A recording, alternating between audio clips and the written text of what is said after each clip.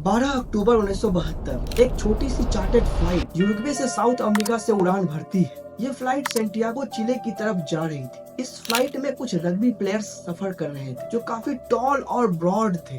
Total 45 passengers थे, जिसमें कुछ प्लेयर्स के फैमिली और फ्रेंड्स भी शामिल थे। ये फ्लाइट ज्यादा लंबी नहीं होने वाली थी। नॉर्मली यूरुग्वे से सेंटियागो सिर्फ 3 घंटे का सफर होता है, लेकिन रास्ते में आते हैं एंड्स माउंटेन्स के ह्यूज पहाड़। एंड्स माउंटेन्स का रेंज दुनिया के सबसे लंबे माउंटेन्स रेंज है। हिमालय माउंटेन्स के अलावा यहाँ दुनिया के हाईएस्ट माउंटेन्स भी मिलते हैं। ये खूबसूरत पहाड़ इस स्टोरी के पैसेंजर्स के लिए एक नाइटमेयर बन गया। 12 अक्टूबर को माउंटेन में एक तूफान था, जिसकी वजह से प्लेन को आगे उड़ना मुश्किल हो गया। पायलट ने डिसाइड किया कि बेहतर होगा कि अगर वो बीच में ही रुक जाए और अगले दिन वेदर क्लियर होने पर उड़ान भरे। प्लेन मेंडोजा अर्जेंटीना में रात के लिए लैंड कर गया। अगले दिन 13 अक्टूबर को प्लेन ने दोबारा 2:18 PM पे उड़ान भरी। पायलट ने इंश्योर किया था कि वेदर क्लियर हो चुका है। शुरू में फ्लाइट काफी स्मूथ थी, लेकिन 3:21 PM पर प्लेन ने डिसेंड करना शुरू कर दिया। प्लेन सेंटियागो के पास था, लेकिन माउंटेन्स के बीच तभी अचानक से टर्बुलेंस होने लगा। प्लेन हिलने लगा और सब कुछ क्लाउड से ढक गया। अलार्म बजने लगे और लाइट्स फ्लैश करने लगी। पैसेंजर समझ नहीं पाया कि क्या हो रहा है। रग्बी प्लेयर्स सीरियस नहीं थे, टर्बुलेंस को मजाक में ले रहे थे। एक पैसेंजर्स ने विंडो से देखा कि क्लाउड क्लियर हो रहे हैं, लेकिन उसने देखा कि प्लेन एक माउंटेन से बहुत करीब था। पायलट ने पैनिक में प्लेन को ऊपर ले जाने की कोशिश की, लेकिन उसका रिएक्शन लेट था। प्लेन के पीछे का हिस्सा माउंटेन से टकरा जाता है और पीछे के 2 रोज लिटरली प्लेन से अलग हो जाते हैं। प्लेन कुछ सेकंड के लिए ऊपर उड़ा, फिर नीचे गिरना शुरू हो गया। दूसरे टकराव में लेफ्ट विंग टूट गई और कुछ पैसेंजर्स प्लेन से गिर गए। सिर्फ प्लेन का फ्रंट पोर्शन बचा, जो एक ग्लेशियर पर जा गिरा। प्लेन ग्लेशियर पर 350 किलोमीटर प्रति घंटे के स्पीड से स्लाइड किया और 700 मीटर नीचे गिरने के बाद क्रैश हो गया। प्लेन पूरी तरीके से डिस्ट्रॉय हो चुका था। पायलट्स तुरंत मर गए और पैसेंजर्स का हाल खराब था। एंड्स माउंटेन्स के एक अनजान पहाड़ पर 3570 मीटर की हाइट पर प्लेन का व्रेकेज पड़ा था। चमत्कार ये हुआ कि 45 लोगों में से 33 लोग जिंदा बचे, लेकिन उनमें से काफी इंजर्ड थे और उनका लोकेशन किसी को नहीं पता था। बाद में पता चलता है कि प्लेन अपने प्लान्ड रूट से 80 किलोमीटर दूर था और अब उन सर्वाइवर्स की स्ट्रगल की असली कहानी शुरू होती है। ना ही उन लोगों ने इमेजिन किया होगा और ना ही आप इमेजिन कर पाएंगे कि उन सर्वाइवर के साथ आगे क्या क्या हुआ। ये स्टोरी है यूरुग्वे एयरफोर्स फ्लाइट 571 की, जिसने मिरेकल्स ऑफ एंड्स के नाम से जाना जाता है। आज की वीडियो में हम इस हार्ट व्रेंचिंग कहानी को समझेंगे। जब क्रैश हुआ तब रोबर्टो कैनिसा और गुस्टावो जेरबिनो,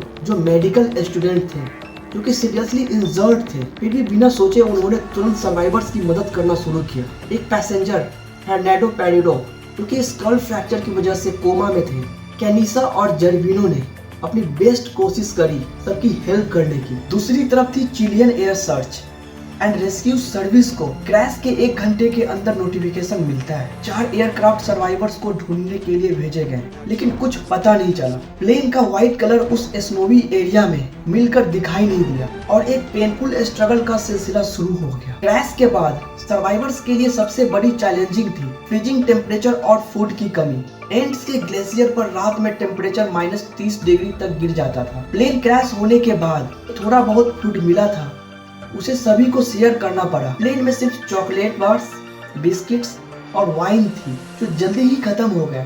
सब लोग डेस्परेट हो रहे थे। प्लेन का व्रेंकेज उनका टेम्पररी शेल्टर था, लेकिन वो भी उनका फ्रीजिंग विंड्स से प्रोटेक्ट नहीं कर पा रहे थे। एक तरफ इंजरीज, एक तरफ एक्सट्रीम कोल्ड और दूसरी तरफ भूख, ये सब मिलाकर उनके सर्वाइवल्स की उम्मीद दिन पर दिन कम कर रही थी। क्रैश के अगले दिन सर्वाइवर्स ने एक रेडियो से खबर सुनी कि रेस्क्यू ऑपरेशन शुरू हो चुके हैं। ये सुनकर सब लोग होपफुल हो गए, लेकिन ये उम्मीद सिर्फ 8 घंटे तक जिंदा रही। 21 अक्टूबर को रेडियो पर खबर आई कि सर्च ऑपरेशन बंद कर दिया गया है, क्योंकि रेस्क्यूज को किसी सर्वाइवर्स का पता नहीं चला। ये सुनकर सर्वाइवर्स का दिल टूट गया।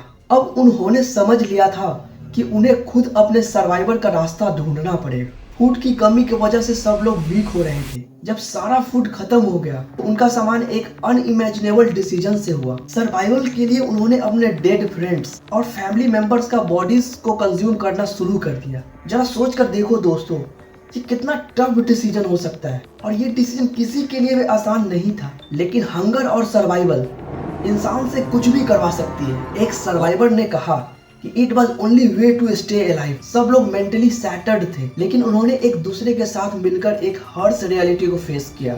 मीनवाइल वेदर और ग्लेशियर्स के कंडीशंस उनका टेस्ट ले रहे थे। 29 अक्टूबर को एक और ट्रेजेडी हुई।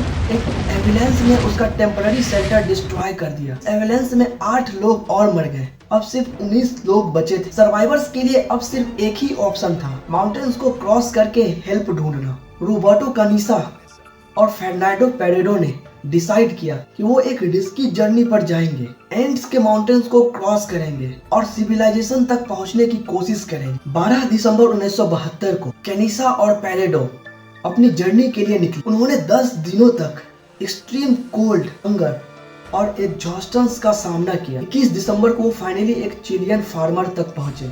उस फार्मर ने उनको रेस्क्यू टीम तक ले जाने में मदद की। रेस्क्यू ऑपरेशन तुरंत शुरू किया गया। 22 दिसंबर को फर्स्ट ग्रुप ऑफ सर्वाइवर्स को एंड्स के रेस्क्यूज किया गया। अगले दिन बाकी सर्वाइवर्स को भी रेस्क्यूज कर लिया गया।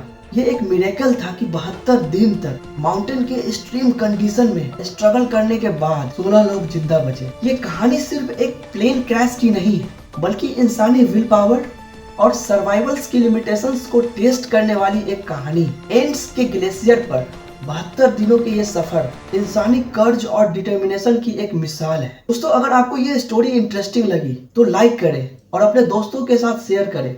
और अगर आपको ऐसे भी मिस्टीरियस और इमोशनल स्टोरी पसंद है, चैनल को सब्सक्राइब करना ना भूलें। मिलते हैं अगले एपिसोड एक थ्रिलिंग कहानी के साथ। तब तक के लिए stay curious and stay safe.